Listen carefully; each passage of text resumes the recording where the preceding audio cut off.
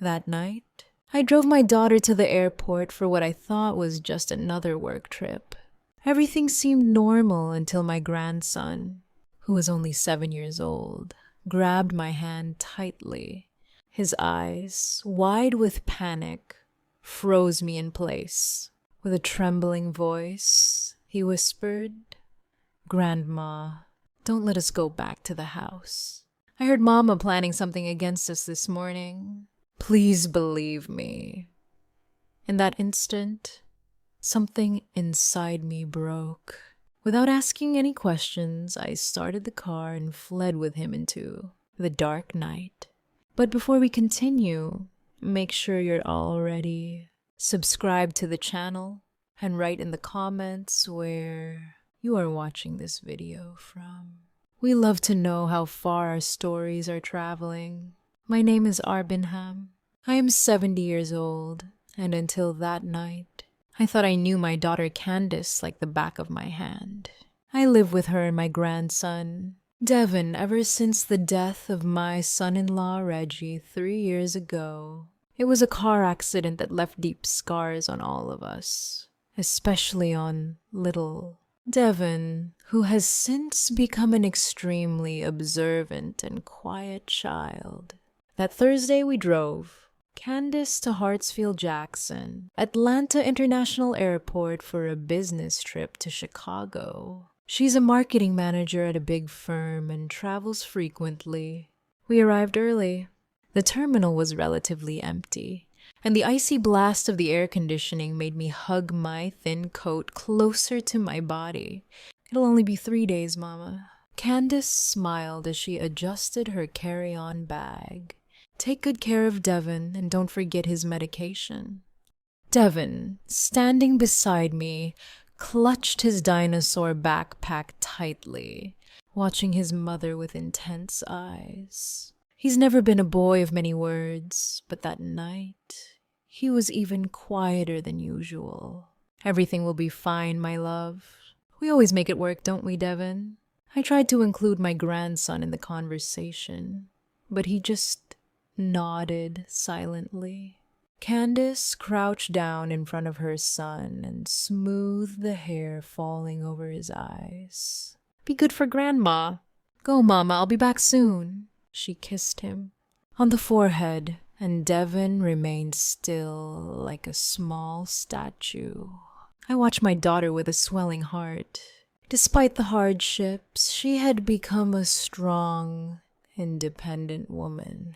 After losing her husband, she threw herself into work with even greater determination. Perhaps as a way to escape the pain, I admired her resilience, even if I noticed a certain emotional distance growing between us. "I have to go," she said, checking her watch. "Boarding starts in half an hour." We shared a brief hug, a mechanical embrace without much warmth. Something that had become common between us lately. She kissed me on the cheek, grabbed her bag, and walked towards the gate. We watched her silhouette move away until she disappeared into the crowd. "Let's go, Devin. It's getting late," I said, taking my grandson's hand. We walked down the terminal corridor toward the parking garage. Devin didn't say a single word the whole way. His silence didn't worry me. It was just his way. Since his father's accident, he communicated more with looks and gestures than with words. The parking garage was poorly lit. Only a few yellow lamps cast shapeless shadows on the concrete floor. Few cars were parked at this hour. I pressed the alarm button, and the lights of our old Chevy Impala blinked. I started walking toward the car, gently pulling Devin by the hand. That's when I felt it, a strong, almost violent pull. Devin had stopped suddenly and was gripping my wrist with such force that his small fingernails left marks on my wrinkled skin. I turned around confused. "What is it, sweetie?" I asked, bending down to his level. Devin's face was pale beneath the yellowish light of the pole. His eyes, always watchful, were now wide with pure terror. I had never seen such an expression on his little face. A chill ran down my spine. "Grandma," he whispered so softly that I had to lean in to hear. "Don't let us go back to the house. Please believe me." I stood there confused, thinking maybe he was afraid of the empty house without his mother. "Don't worry, my love. We'll be fine. Just the two of us for a few days." He shook his head vigorously, gripping my wrist even harder. "No, Grandma, don't go back to the house," he repeated, his voice now cracking. "This morning I heard Mama on the phone in the home office. She was talking about us." My heart pounded. "What did you hear, Devin?" He swallowed, his lips trembling slightly. He leaned in even closer to my ear. "Mama said after we fell asleep that everything was ready," she said. "Make sure there are no mistakes. The gas has to look like an accidental leak." My blood froze in my veins. I stood paralyzed, staring at those innocent eyes that now carried the weight of a terrible secret. "Please, Grandma." His voice was a shaky thread. "Believe me this time." That last sentence hit me like a slap. I remembered other times Devin had tried to warn me. When he said he saw his mother hiding papers in the office. When he mentioned she had spent all night messing with the kitchen pipes. I had always thought they were just stories from a child trying to get attention. My hands started shaking. I didn't want to believe it. It was impossible that Candace, my own daughter, could be plotting to kill us. But the terror in Devin's eyes was too real. "Okay, baby," I whispered, stroking his pale cheek. "I believe you. We're not going home tonight." The relief in his gaze was immediate, and so profound that it dispelled any lingering doubt I might have had. He knew. Somehow, this 7-year-old child had uncovered a horrific plan. I stood up on shaky legs. My mind raced. If what Devin was saying was true, we couldn't just go to a hotel or a friend's house. Candace could trace the credit card. She could call everyone we knew. I got into the car with Devin, helped him buckle his seatbelt, and sat behind the wheel. My hands were shaking so badly I could barely get the key into the ignition. "Where are we going, Grandma?" Devin asked, his small voice breaking the tense silence. I had no idea. I looked in the rearview mirror at his worried little face and tried to sound confident. "We're going somewhere safe, sweetie. I just need to think for a minute." I started the engine and slowly backed out of the parking spot. We needed time. We needed a plan. And above all, we needed to find out why my own daughter wanted us dead. I drove for almost an hour with no clear destination, just getting further away from our house. Devin fell asleep in the back seat, overcome by emotional exhaustion. I occasionally glanced at him in the mirror, his face serene in contrast to the terror he had shown in the parking garage. How could a child so small bear such a heavy secret? As I drove through the increasingly deserted city streets, my mind worked frantically, trying to connect the dots. Candace had changed in recent months. That was undeniable. More distant, more impatient, always locked in the home office, making calls in hushed tones. I had attributed everything to grief, work, stress, and the pressures of being a single mother. But now, recalling every detail, every strange look, every interrupted conversation when I walked into the room, a sinister pattern began to form. I stopped the car at a 24-hour gas station on the outskirts of the city. We needed a plan, and I needed to think clearly. I bought a watery cup of coffee from the convenience store and returned to the car, watching Devin, who was still asleep. That's when my cell phone vibrated in my coat pocket. Candace's name lit up the screen. My heart leapt. Her flight should have taken off hours ago. Why was she calling? With trembling hands, I answered, "Hello." "Hey, Mama." Candace's voice sounded strangely calm. "Where are you? You should have been home an hour ago." A shiver ran down my back. How did she know we weren't home? "Oh, we decided to stop for dinner." I lied, trying to keep my voice steady. Devin was hungry. A silence on the other end. "I see. And where are you having dinner?" "At that restaurant near the shopping center," I replied vaguely. "Shouldn't you be on the plane?" "There was a problem with the flight," she said quickly. "It was rescheduled for early tomorrow. I'm heading back home now." I froze. That made no sense. Candace always checked flight schedules meticulously. She would never let an unexpected event like that happen. "Oh, what a shame," I replied, trying to sound natural. "Well, we'll see you at home." "Later then." "Yes, of course," she said, her voice suddenly sweet. "Don't worry about rushing. Enjoy your dinner. I just wanted to make sure you were okay." I hung up and stared at the phone. It was a trap. She was checking to see if we had figured anything out. Maybe she had cameras at the house. Maybe she realized Devin had overheard her that morning.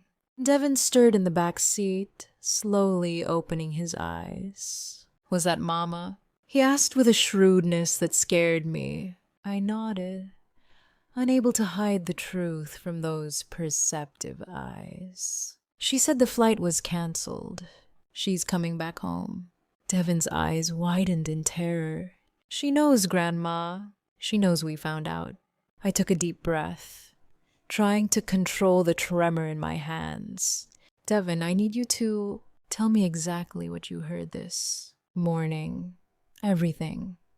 Every single detail." He sat up straight, smoothing his wrinkled t-shirt. He looked much older than his 7 years as he began to speak. "Mama woke up really early, heard her in the hallway, and thought she was making breakfast. But she went to the office and closed the door." He hesitated, looking down. "I know I shouldn't have, but I went over there and listened behind the door." "It's okay, sweetie. Keep going." She was talking really low, but I managed to hear. She said, "Yes, they'll be alone. 3 days is enough time for it to look like an accident.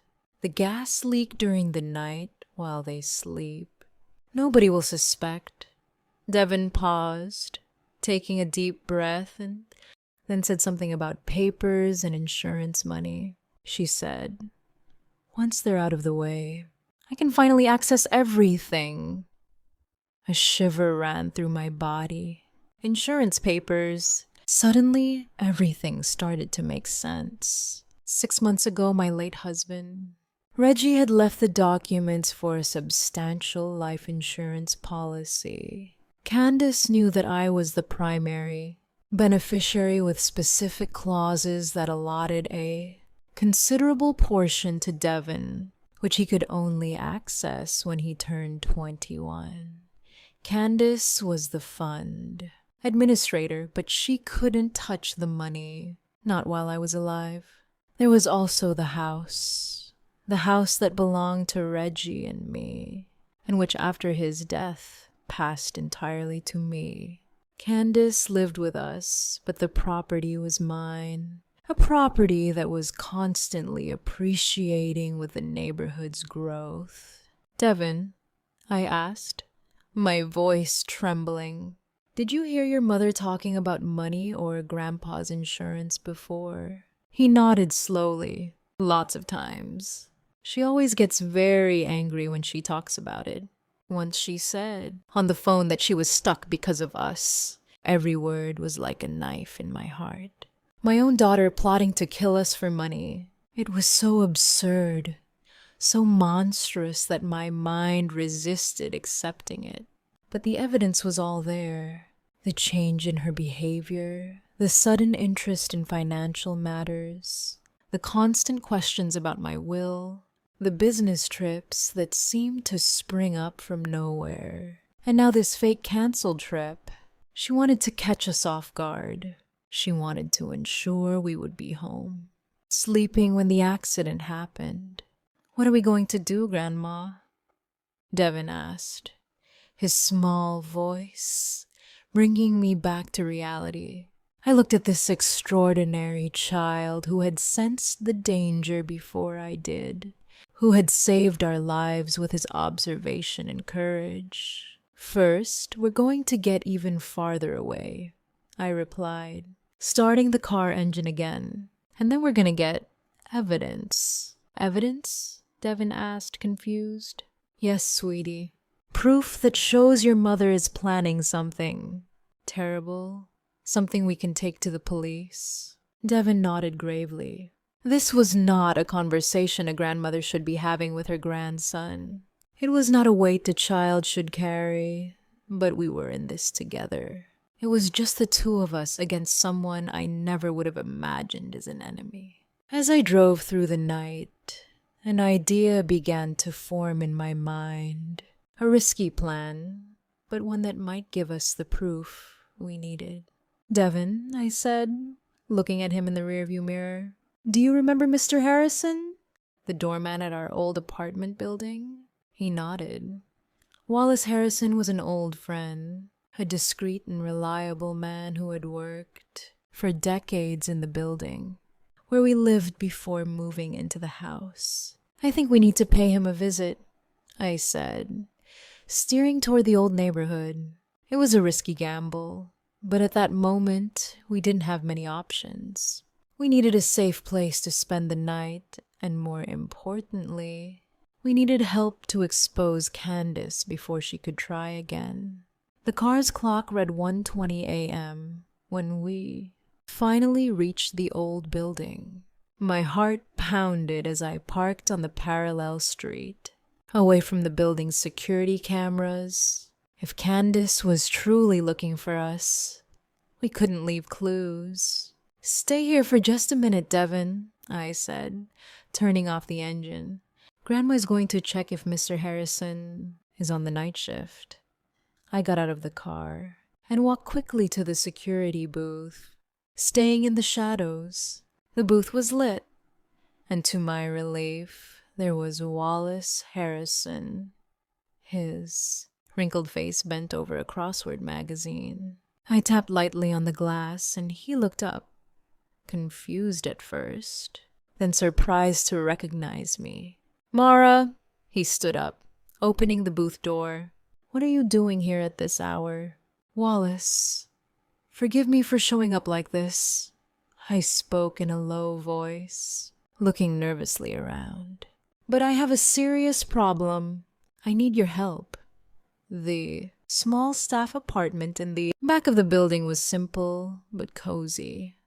Wallace had lived there since his wife passed away 10 years ago. It was a discreet space with a separate entrance, invisible to anyone who didn't know the building well. Perfect for what we needed.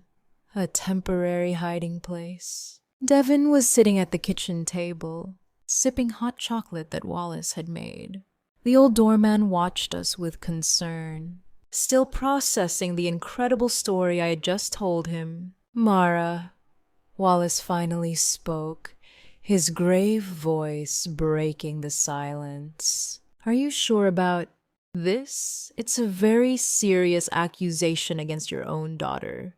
I sighed heavily. "I know, Wallace. It sounds like madness. I don't want to believe it myself." I looked at Devin, who kept his eyes fixed on the cup. But I can't ignore what Devin heard. And there are other signs that I'm only now connecting. Wallace nodded slowly, rubbing his wrinkled chin. He had known our family for decades. He had seen Candace grow up. He had wept at my husband's funeral. "What do you plan to do, Miss Allah?" he asked. "We need proof," I replied, my mind still working on the plan that had started to form in the car.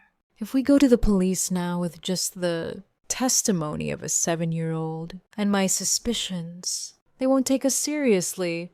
Candace is respected. She has a solid career. They'll say it's just a misunderstanding.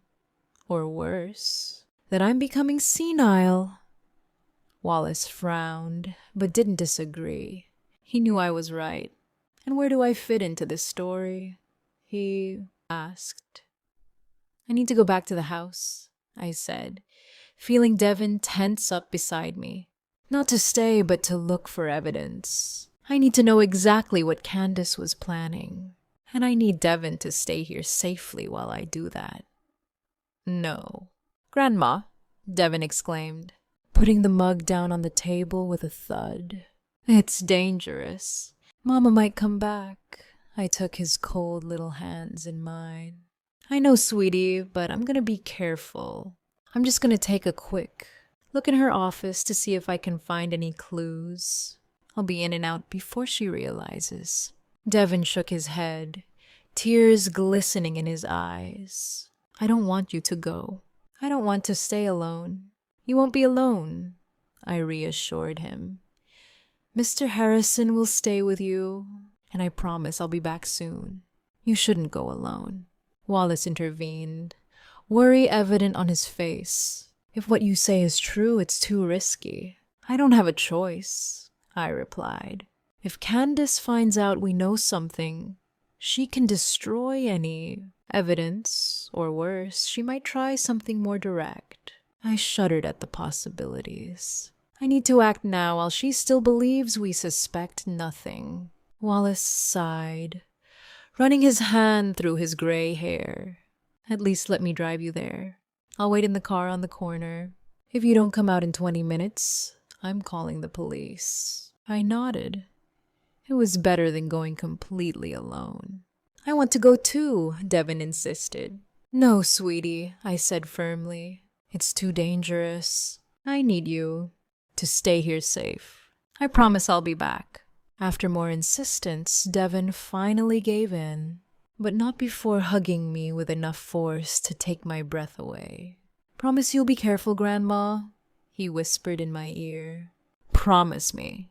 I promise you, I replied, kissing his forehead. Wallace lent us an old burner phone, the kind without registration, so we could communicate without using my phone, which Candace might trace. We agreed on the codes. 1 ring, and hang up meant I was fine. 2 rings meant trouble. After making sure Devin was comfortable on the small sofa bed in the apartment, with strict instructions to lock the door and not open it for anyone but us, Wallace and I left heavy-hearted about what I was about to do. The dashboard clock read 1:20 a.m. when we stopped a block away from my house. The streets were completely deserted, just a few lampposts casting long shadows on the asphalt. I have a bad feeling about this, Ms. Ara, Wallace murmured, turning off the engine. Are you sure you want to go? I swallowed, observing the dark silhouette of my house at the end of the street. The windows were all dark. There was no sign of Candace's car in the driveway. I don't have a choice, I repeated, more to convince myself than him. 20 minutes, just like we agreed. If I don't come back or call the police. Wallace nodded gravely. God protect you. I got out of the car and walked quickly down the sidewalk, keeping to the shadows. My heart was pounding so hard, I was sure anyone yards away could hear it. The house was silent when I used my key to enter through the back door. I closed it softly behind me and stood still in the dark kitchen, listening intently. There was nothing but the low hum of the refrigerator and the distant tick-tock of the living room clock. I took out the small flashlight I had brought and illuminated the path to the hallway. I needed to reach Candace's office on the second floor without making a sound. Every floorboard that creaked under my feet seemed like thunder in the silence of the house. Reaching the foot of the stairs, I froze. A strange smell floated in the air, sweet and chemical at the same time. I sniffed again, trying to identify it. It wasn't gas. It was something different, something that shouldn't be there. Climbing the stairs seemed like an eternity. Each step carefully calculated to avoid the steps that usually creaked. In the second floor hallway, I stopped in front of Candace's office door. It was locked as I expected. I took out the hairpin I had prepared from my pocket. Years ago, when Candace was a teenager and locked her room door during her tantrums, I had learned to pick simple locks like this one. I never thought I would use that skill in a situation like this. After a few tense minutes, I heard the satisfying click of the lock yielding. I pushed the door open slowly, praying the hinges wouldn't squeak. Candace's office was immaculately organized as always. Shelves with books on management and marketing.